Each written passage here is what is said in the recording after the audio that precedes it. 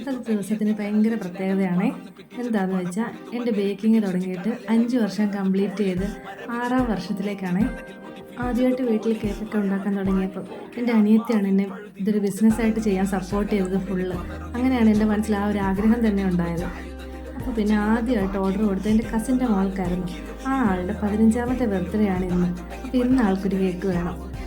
10ാമത്തെ വയസ്സിന് ആൾക്ക് ഡിസൈനോ മോഡലോ ഒന്നും വേണ്ടായിരുന്നു, ഒരു കേക്ക് മതിയായിരുന്നു.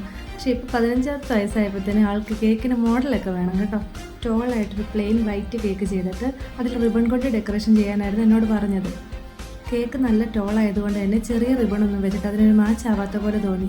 റെഡ് കളർ റിബണാണ് ആൾ പറഞ്ഞത്. അപ്പോൾ എനിക്ക് തോന്നി റിബണേക്കാട്ടിൽ ഒരു ബോ വെച്ച് കേക്ക് ഡെക്കറേഷൻ ചെയ്യുവാണെങ്കിൽ നന്നായിട്ടിരിക്കുമെന്ന്. ആ ടൈമിൽ എൻ്റെ മനസ്സിൽ തോന്നിയ ഒരു ഐഡിയ ആണിത്. കുറച്ച് റെഡ് കളറിൽ സാറ്റിൻ്റെ തുണി ഇവിടെ ഇരിപ്പുണ്ടായിരുന്നു. അതിട്ടെന്നാൽ അത് ബോയ് ട്രൈ ചെയ്ത് നോക്കിയാലോ എന്ന്. ആദ്യമായിട്ടാണ് ബോയ് ഇങ്ങനെ ട്രൈ ചെയ്യുന്നത്. 10ാം വയസ്സിൻ്റെ കേക്ക് ഇതായിരുന്നെങ്കിൽ 15ാം വയസ്സിൻ്റെ കേക്ക് ഇതായിരുന്നേ. എന്തായാലും എനിക്കിതൊരു പ്രൗഡ് മൊമെൻ്റ് ആണ്. ഫൈനലൊക്കെ എല്ലാവർക്കും ഒരുപാട് ഇഷ്ടമായി.